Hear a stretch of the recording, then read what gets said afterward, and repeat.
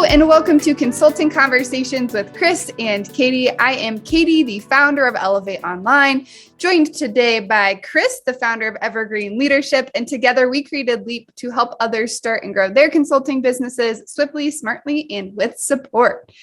Today, we are kicking off a multi-part series on financial literacy for consultants, and we want to start with some basics, which everyone has to start with basics. So if you're wondering, you're in a good spot.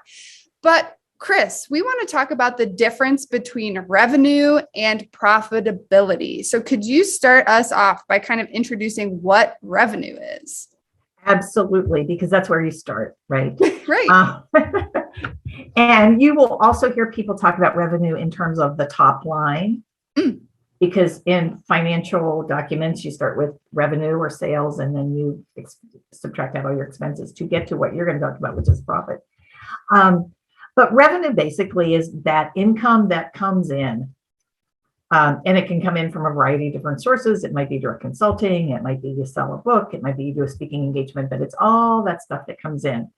Now, you may be either impressed or intimidated by people who say, my revenue last year was $500,000 or whatever. And it's important because you've got to have money at the top line to get to the bottom. But the more important number, we believe, is the profitability line. So, Katie, how do you get from the top line to the bottom?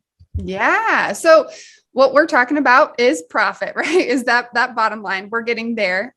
So your profit is the amount of money that's left after you subtract your total business expenses from your total revenue or sales, right? And so what you're left with, that is your profit. It's a great place to be profitable. And so what's neat is because expenses and revenue are tied to the profit, if you lower your business's expenses, you're going to have a higher profit. And conversely, you need to be thinking about, like, you could be knocking it out of the park with your sales and generating a lot of revenue. But if your expenses are too high, then that profit margin is going to be very slim. But what we think is so exciting about consulting is that we talk about it as a high margin business. So Kris, like, what does that mean, and why is that a good news for people who are like interested in getting into consulting? Yeah, that's really very, very good news.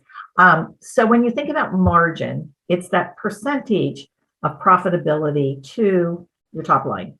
So if we think about a grocery store, a big chain store, their margins are really low. Like they might be in the 2, 3, 4%, which means they got to sell a lot of stuff and they've got a lot of expenses to get to their profitability.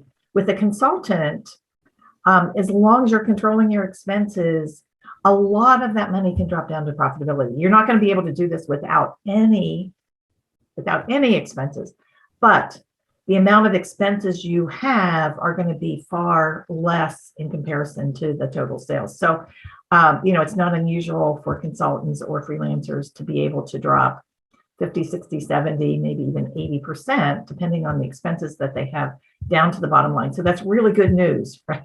Really good. That you can run this business, really be smart about your expenses and drop a lot of money to the bottom line, which is one of the reasons we all do this. We want to make an income. So we say frequently, again, it's a high margin type of operation, and that's good news.